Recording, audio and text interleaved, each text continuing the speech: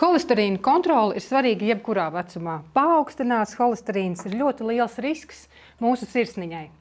Un tas lielā mērā atspoguļo arī mūsu dzīvesveidu. Tieši tā. Un vispār holesterīna līmenis asinīs tomēr ir arī jābūt kaut kādam, vismaz minimālam, bet viņš nevar pārsniegt. Tur ir tā problēma sākās, kad mums ir paaugstināts holesterīna līmenis un tieši konkrēti zema blīvuma holesterīns. Kristīna ir uzturs speciālists. Saka, lūdzu, kāds ir sabalansēts uzturs? Galvenokārt, kas tagad pietrūks mūsu uzturā, tās ir noteikti šķiedrvielas. Mēs bieži vien aizmirstam par mūsu dārziņiem, ko mums vajadzētu uzņemt arī ikdienā. Un rekomendēts ir 500 grami dārziņa dienā. 500 grami tā ir, piemēram, viena porcija ir 100 grami lapu salāti, vai viens vidējs tomāts, vai 3 ēdamkarotes sautētu dārziņu. Protams, arī liesas olbaltumvielas, jo daudzi lieto vairāk gaļas produktus, diezgan treknus, un šīs liesās olbaltumvielas arī ir ļoti būtiski. Kā ir ar zivīm?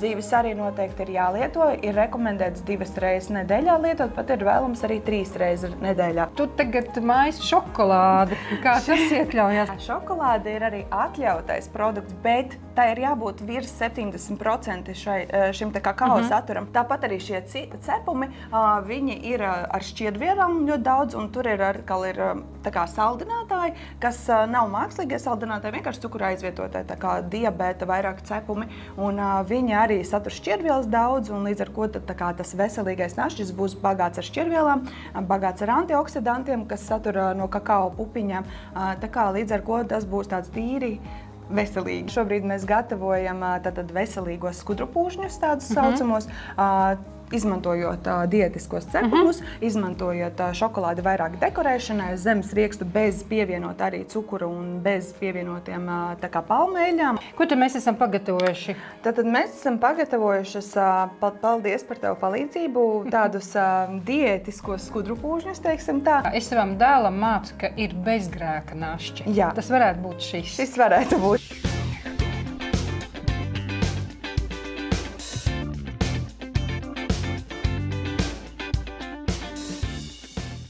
Viņš ir brīnišķīgs. Es domāju, ka jābauda dzīve garšīgi un veselīgi. Un jāseko līdzi savam holesterīna līmenim. Regulāri.